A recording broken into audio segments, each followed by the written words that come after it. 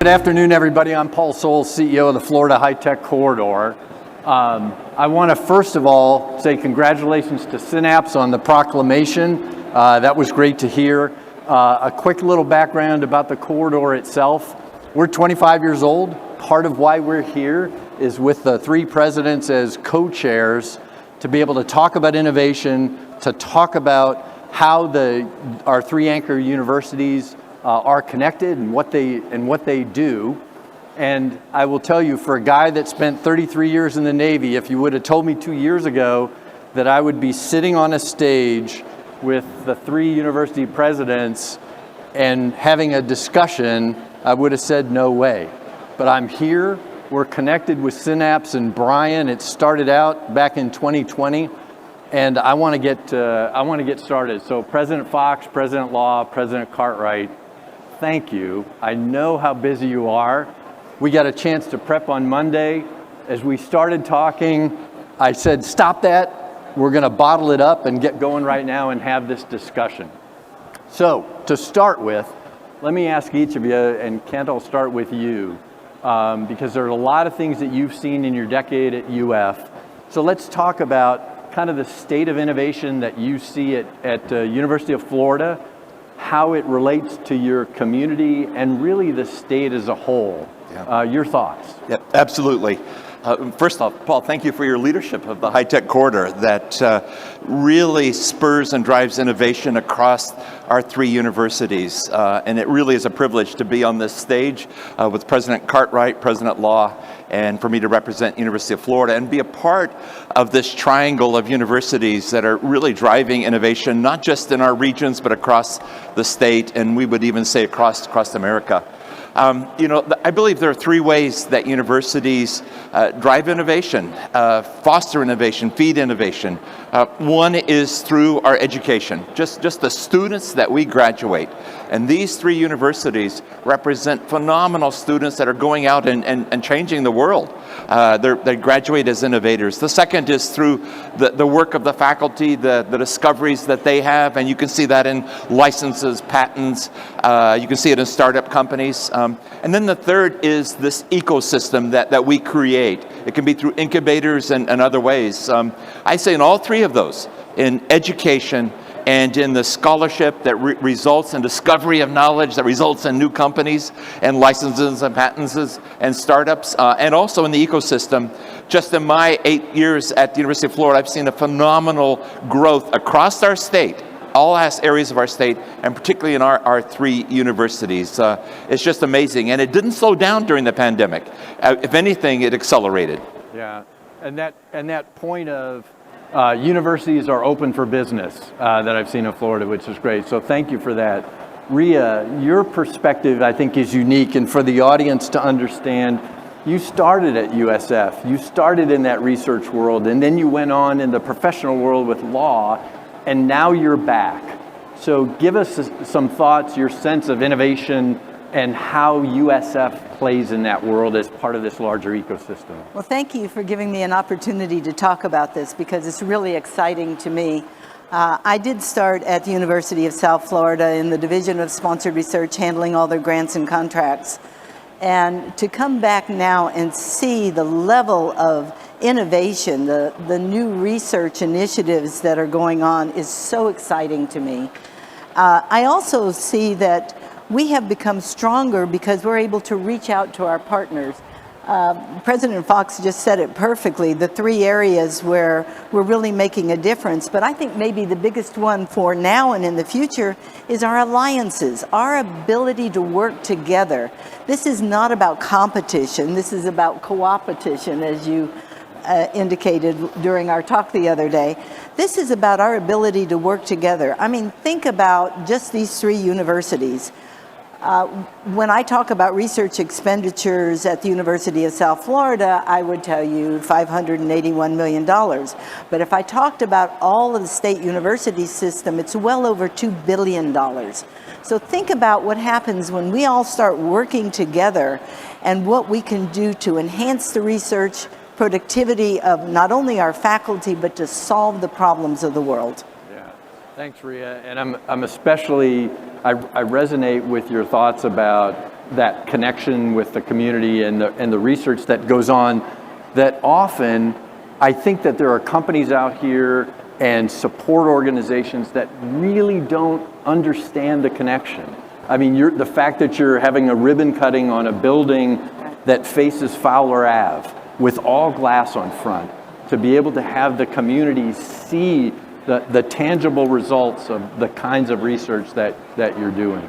So go ahead. That's another very, very important part and reason that I'm so proud at what's happening at the University of South Florida. Our connections with our community, with our industries, is so robust. We're solving problems for them. We're identifying issues. We're helping them be successful with their businesses. And as you say, that new building is all glass. We want our community to be able to drive by on Fowler Avenue and see what's going on, to see and be excited about the research that we're coming up with. Yeah. The other thing, and I'm sure we'll talk about this, and Kent, you brought it up as well, is the idea of partnerships. One of the things in the corridor, we're 25 years old and we're starting the next 25. And in the partnership world, think of how the corridor started. It started with an idea, a boundary breaking idea of UCF and USF and eventually UF. If we connected, what would happen? What are those kinds of things that these three major ones, and I will also tell you that not only do we have these three, we've got 14 state colleges across 23 counties, we've got other universities that are involved, that are connected, and that idea of somebody had the courage to say, let's see what happens, to be able to connect. Alex, over to you on your thoughts, and again, you're another unique perspective. You and I came aboard about the same time, so a little bit about 2 years ago or so. Your thoughts on UCF and innovation and the ecosystem? Yeah, about 2 years ago, we both started at the same time. When we look at UCF was founded actually to be that provider of the workforce for the Space Coast, and it's always been extremely connected to a very practical, applied outcomes, and that actually is part of the DNA at UCF. If you look at our research park that's next door to us, we have a $6 billion modeling and simulation industry that our faculty, our students, everybody is completely engaged with and being part of that. So that innovation is just within the DNA of UCF. Everything that we do is really about how do we prepare people to take those chances and to do additional activities that will help to grow the ecosystem. It's the work that we do downtown with incubators and with all of the other partnership opportunities. So when you look at UCF, we're really very much integrated within the Orlando region and with companies and with that ecosystem that is around innovation. Yeah. Well, let me kind of pivot then a little bit. And one of the things I've heard here, and also the feedback from companies and support organizations and governments, is the idea of talent. Part of what you do is you supply talent. And if you put, a pin in the center of Florida and realize that you've got over 500,000 students that are around, that's an amazing amount of talent.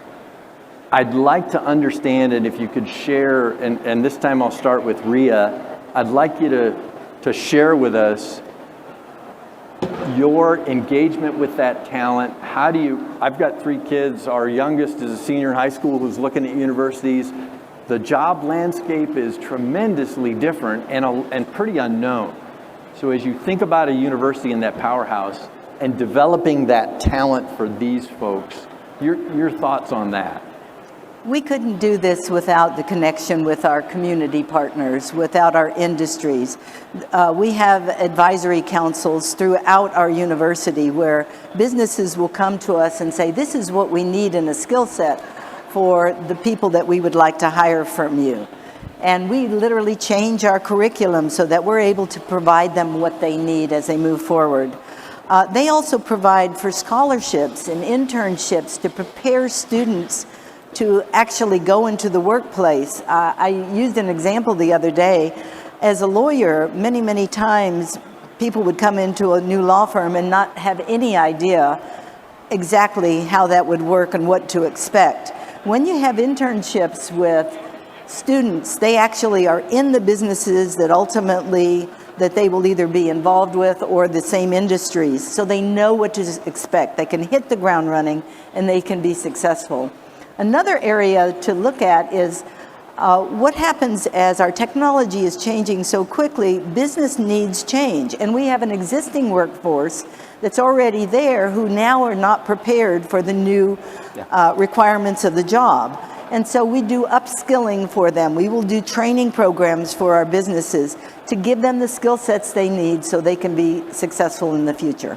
Yeah, if one point for the audience on this that resonates with me, and I have the blessing of being able to work with these three in my role as the corridor, so I get to have these kinds of discussions, is the idea that each of these universities is so much more than just, well, there's the 4-year degree, this is what you need to follow, and at the end, you'll get the degree and then have fun. Really what winds up happening that I've seen in a very different set of university capabilities than what I saw as a youngster. So Kent, to you, sir, about the talent piece and your thoughts of talent for the future, the kind of innovative things you're doing at UF to develop that talent. Yep. It really, really is important that our state be known, that our region be known, that our cities be known as places where there is a talent available to drive innovation, where companies can recruit that talent, where their employees can take courses, be a part of that ecosystem that's driven by superb universities like the three of us. And you all, I think there are, again, several ways that we do that. One is just attracting spectacular students to our universities so that they don't feel they have to go to some other state. And not just Florida students, but also we want to attract the best from other states to come here and be a part of this environment, be a part, again, of the ecosystem for our state. And we are universities where the number of applications is growing. People around the world want to come and be a part of our universities. And indeed, the whole system is one that is attracting increasingly a place where students want to get degrees. But then the second is once the students arrive, just providing them that education, as President Law said, that matches them with what they're going to be doing for throughout the rest of their lives. Not necessarily just the technical skills. I'm a computer engineer by background, but their ability to think critically, the ability to make a cogent argument, ability to adapt to a changing world, to be entrepreneurs, to be innovators. And I believe I have seen just in my years here at the University of Florida and part of the state university system, that match just continues to be driven. We actually have metrics that our universities follow in that area. And then the third, as President Law said, is to then have a career office organization that attracts companies that want to come and recruit our students, matches our students throughout their time with internships, with co-op opportunities. And that is indeed an important part of our mission as presidents, is to provide that opportunity for students to foster their education outside of the classroom through those other outside of the classroom opportunities. And that's really important to us. And you all, those of you that aren't part of the universities, can help us with that. You all can come and help take our students through internships or maybe even hire them. Yeah. So that you highlight that access piece, and so now I want to kind of ask Alex, because I remember when you checked the board and you were thinking about, so what makes UCF special, and one of those things was access. And so as that plays into the talent question, your thoughts on talent development for this very deserving crowd that wants to keep the talent here in Florida? Well, first I'll start off by saying that, as President Fox mentioned, we're very fortunate in that we have incredible students that come to our universities. That's where it really begins, is getting those amazing students to come to the university. Once they come to the university, then it's about how do we continue to develop them and allow them to then be more successful. I'm always amazed because of the strong connections we have with industry, the opportunities that people get. Kennedy Space Center, 29% of their employees have UCF degrees. We have a connection with Lockheed Martin where we have about 600 interns per year working with Lockheed Martin. That actually shapes our programs. So when we think about aerospace engineering, where we're routinely ranked the second best provider of aerospace engineers in the country because of the quality of those aerospace engineers, that actually is because of our connection to industry, because of the things, the feedback that we get in those areas. And the last thing I'd mention is it's not just those areas, but it's other areas too, is our Rosen College of Hospitality, for example, yesterday had an entire Universal day. Universal Studios was there the whole day because they want to recruit our students. And they took over and had all of the performers there, including Shrek. Those things matter. That connection with what they're looking for is what gives our students opportunities to do things that are well beyond what they get at other institutions. And I would argue that that's why our Rosen College has gone from a college that essentially very few people knew about to now being in some rankings the #1 hospitality program in the country. That is because of those connections with industry. Our students get access to that, and we believe that we need to make sure that they always have access to the highest quality education. And that's true of all of our institutions. It's about the quality of the experiences that then prepare them for their careers well into the future. Yeah. Let me share, I'm going to use this time for a quick break and share with you some data. I love data. Last Friday, we had a chance to sit down with the Florida Inventors Hall of Fame and induct some new members for that. And when I think of invention, and I think of patents, and I think of creativity, and there were inductees from each of these institutions and others, let me share with you 2020 data. And I'll set the stage a little bit with patent data because sometimes it's reported differently. So now we're talking about 2020 patents granted to universities in the top 100. So in and you have to realize that some states report it at the state level. California is like that. California is like they report at state level. Texas reports at the state level. So the top 4, University of California system, MIT, Stanford, and the University of Texas system. If you take these 3 universities and their patents, their inventions, their creativity for 2020, they're number 3. They're number 3. And if you add FIU and FSU, we're number 2. Part of what I've seen in this world, and Ria, probably you as well, sort of as you get introduced back into this world of invention and innovation and solving those things, what that really means. I'm just incredibly, again, proud to be part of the corridor and have that kind of power across the region, across the state. It's just mind-boggling, and we don't share that enough. And I really hope to do that. Now let me dive in with each of you individually, and Kent, I want to start with you because I get to share with you some of my own aha moments in this 2-year journey of mine. You all got a grant in AI, and you're building the Hypergator 3, and one of the things that President Fox did was, if we leave AI in the world of engineering and computer science, that ain't gonna cut it. And so you drove, I want AI across the entire university. That to me was like, wow. Talk to this group and share some thoughts about what went into that decision and the results that you expect to see. Yeah, it's a great example of how the business world, this world of innovation, can influence universities. So we have one of our graduates from my home department of electrical engineering is a co-founder of NVIDIA, one of the hottest tech companies in the world. And as a co-founder, obviously we've been building a relationship with him. And we asked him what impact did he want to have at the University of Florida. And it came down to he wanted to drive what we're talking about today. And so what he did was that he worked with his co-founding partner to donate to us, which is the highest performing, as of this year, highest performing supercomputer in the entire nation. It's an AI supercomputer, and we've made that available to the state university system and other universities around the nation.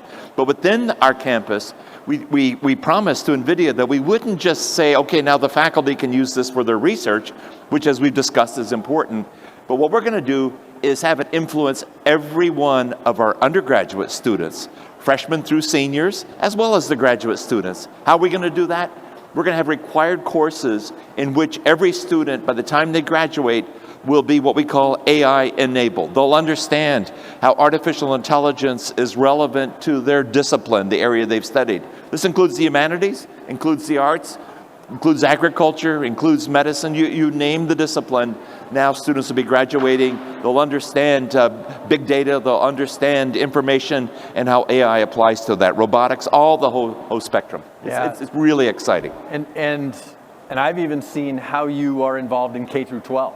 You're helping the state develop that AI literacy curricula, which allows our youngest to be able to converse, to be able to see themselves in AI, that AI is not something that just kind of sits out there. It's part of us, so which I think is great. Alex, let me go to you. So now I'm going to be a little unfair, which it's okay. Because you've been there now 2 years, I'd love for you to share with the crowd, and I can't imagine what it must be like to come in and sit down in the chair and say, okay, now I'm a president of a university. I'm sure you had an aha moment or two. I'd love to have you share the aha moment perhaps with the crowd. And the other thing I'd like you to share is, as you mentioned something on Monday about Florida universities being able to be innovative and take risks. Yeah. I'd love to have you share those thoughts with the audience. Yeah, when I joined, it was April of 2020, and of course, that was right at the beginning of the pandemic, and we were basically shut down, and so I realized pretty quickly that you had to lead differently, and everything was going to be by video, and I wouldn't meet my team for a while. And I wouldn't actually meet our faculty and our students in the way that I'd want to. So I'd say the biggest aha moment was to realize that it is okay to actually lead and talk about compassion and care and love, and the fact that we really do want people to be exceptional. When you start thinking about what's possible, it is always driven through the people who work for us. It is the people who are a part of our organization. It is our students. And I think that's the part about the innovation and taking a risk, is because when I came to Orlando, the first thing I recognized was the difference in the attitude, in that they had taken risk and they had been successful. And Florida has this attitude in general. It's a state that has constantly looked at new ideas, tried those new ideas, and had success. And when you start having success, you're much more tolerant of taking risks. And that success drives additional success. So what I really realized about our institution was that it was one that was willing to take some chances. Mm-hmm. And that's huge for research, that's huge for economic development, and that certainly is huge in education, because we can continue to improve. So that, coupled with our whole philosophy that, universities of the future are universities that are inherently porous, people can flow in and out, means that what we want to do is see a university that couples directly with industry, and that what's happening is that the innovations and the time for innovation, all of those patents that you heard about that put us number 3 collectively and number 2 for the whole state, those can move much more quickly, and those can be commercialized much more quickly as we integrate much more with our industry partners. So I think that's really the future for where we're headed, and that's all coming out of the fact that we've got to figure out ways to continue to compete and to continue to take advantage of the innovation ecosystem that actually already exists within our universities. Yeah, and I think it's probably, to that point, it's probably one of the least understood and about that innovation, those sets of ecosystems that are around here, and part of our job in the corridor is to get that word out, and as your students go, I think what I would add is, and I think this is true, and I'd love to hear from Kent and Rio on this, but I will tell you that our faculty are very connected, and I know their faculty are also very connected with our business partners. Our deans work pretty routinely with industry, and I think that just makes us stronger, but it also makes our community stronger. And I think all of us recognize too that we are inherently coupled to our communities, and we owe it to this community to return on the investment that they've given us to allow us to do the things we love to do. So it really is a symbiotic relationship. Yeah. So since you asked your partners here, and your thoughts on what Alex talked about in that piece. Yeah, it's what's really special at universities is the fact that you have people that are dedicated to this education and scholarship and engagement with the community, our faculty, as we call them, and then students whose lives are just truly changed. And then what's magical for us is that we're in this state of Florida that as Alex has said and Ria has said is changing so rapidly for the better. I graduated from Miami Killian Senior High School 49 years ago, 1973. And at that time, I don't think UCF existed as UCF. And now it is one of the powerhouse universities in the nation. The same with USF. And the University of Florida was not the university it is today. And that is a reflection of our state. When you think about the future and where we want to go, I'm just so excited about how bright that future is, how positive it is. The progress of the past several decades has been phenomenal for our whole state. But we have the opportunity as a state and in the high-tech corridor and our 3 universities to be known worldwide as leaders, competing and excelling and beating some of the other places we think around the nation that may have that lead right now. Yeah, thank you. And Ria, Alex's thoughts on faculty, and again, you're in this, and thank you for taking the role as president of a university. I'm not sure what your aha moment must have been like when you got that phone call. And you might want to share, you don't have to, but I am interested in what Alex said about faculty and that connection. Well, as you can imagine, I've been here for a whole 6.5 months, so every day is an aha moment for me. But it is a great opportunity to think about what we do and think about how when we do it together, we do it so much better. If you think about it, technology, the world around us is changing so quickly. There's so many new things that are happening that when a student comes to us, we are preparing them for a career that probably doesn't exist. But we need to prepare them and give them the background and give them the thought processes and the ability to do the research necessary to be successful. And we have to be able to do that quickly, and the only way we can do that is when we have all of our bright minds working together to figure out what is the next step. And I'll just give you an example, because right over at our little area is the individuals that came up with the 3D swab that was, that they came up with within a matter of days when it was found that in fact we didn't have enough swabs to do COVID testing. And it's because we partnered with our other universities, we were able to get the clinical trials done and the data done in a matter of weeks. That doesn't normally happen. It usually takes years to do clinical trials. Yeah. In this case, we did it immediately because of our partners. And the result of that was not only patenting that particular swab, but being able to turn it over to the world. And as of just my conversation with them this morning, they said over 80 million of these swabs are out there, making a difference for our world in dealing with COVID. Yeah, that impact piece for sure about what you're able to do, which I think is great. Now let me ask a question of each of you on the future. The corridor is 25 years old. It's been this great partnership. I'm interested in your thoughts of Florida 25 years from now, and perhaps what excites you the most about the path that we're on and what might be those things perhaps that your universities are working on as a strategy moving forward.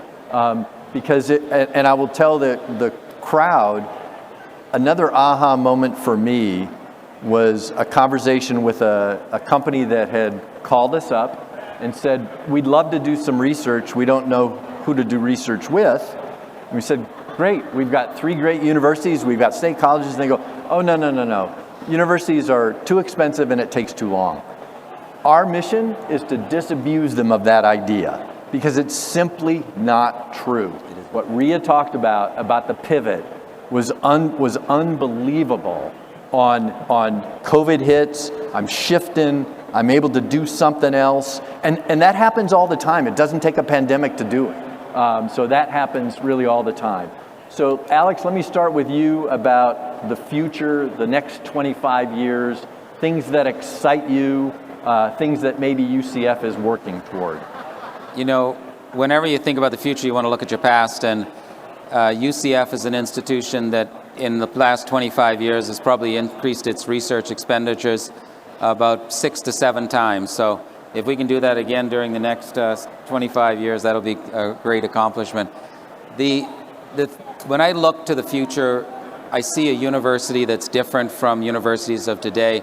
And I actually do agree with your comment that what will happen is that because the speed of knowledge generation is increasing so much, we have to also think about faster ways to actually move that knowledge out into commercialization activities.